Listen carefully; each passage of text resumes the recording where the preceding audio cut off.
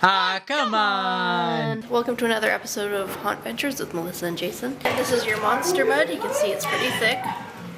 And then you take a pretty good glob of it, just put it on, and then work it out. So it's not like your regular painting technique. This is giving it the texture by doing the stippling. Generous, very generous. And just be very, very generous with it. You don't want to be cheap with it. So put a lot of paint on. And the reason we use a monster mud is because it has a really thick consistency, and you can use your brush to dab on it to get a much thicker consistency on here. I also put a little bit of sawdust in there just because it's free and cheap, and it gives a different consistency as well. But I think the sand works better if you have it.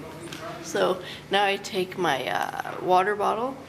This is an older water bottle. You'll go through lots of these. This is half water, half dark brown paint. So you just spray the paint on.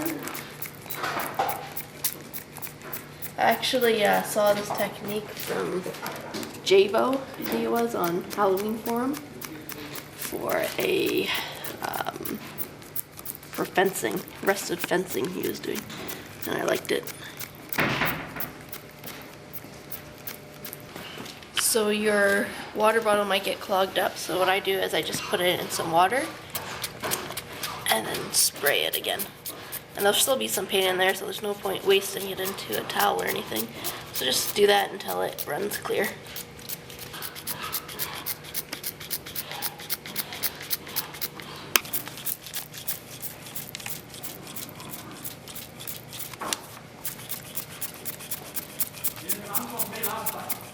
So I have a rag, and I'm just gonna dunk in a little bit of water here, just because my paint at the top would be a little bit dry now. And I'm just gonna, crumple it up so it's not consistent at all, and just pat this down. You don't want to see any of the drips or anything.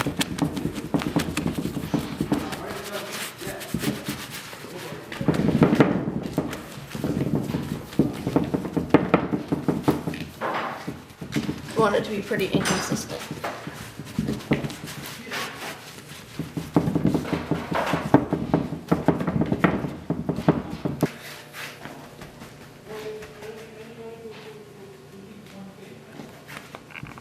So the next stage is to paint some reddish stain on. I'm using a natural cherry. Any type of stain, what you should be doing, especially the polyurethane type stains, do not shake it. It creates bubbles in it, and when you're putting it on, if you paint any type of polyurethane on, it will create bubbles in your work. So stir it when you can. Get the crappiest brush you have, because they're really hard to clean out because they're oil based. So wait for your brown coat to dry. Grab your stain and just start painting it on. So cover everywhere. How about drips? It doesn't really matter at this point.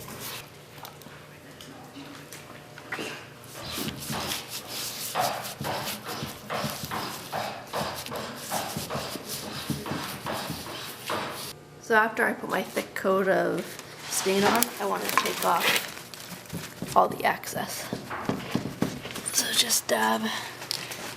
Get around the bolts too, because you don't want to get any drips. Because the thing with drips is it looks very unnatural. So I'm making it look like drips of rust. This is just watered down bright orange. So I just kind of hit it to the spots that, are raised. So that's the spots that would be dripping. So pretty much anything like around a bolt that's raised up, the hinge is raised up, the lock is raised up.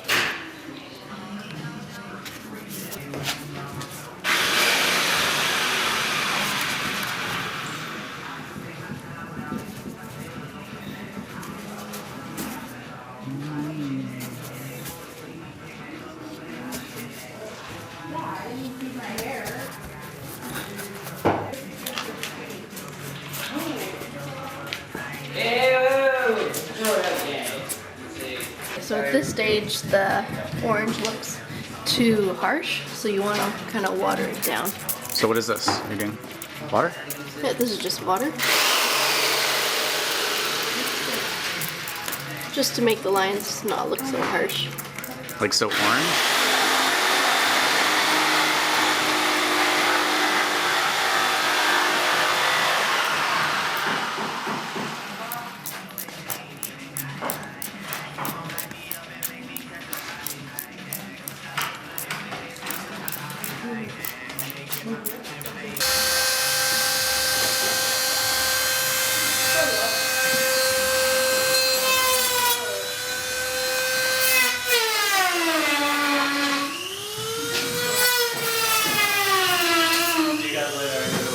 Bye-bye, thanks for coming along.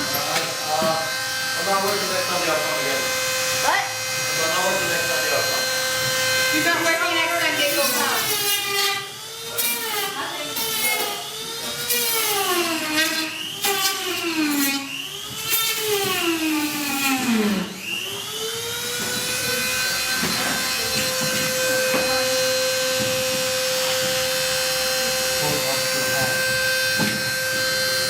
Wow, really?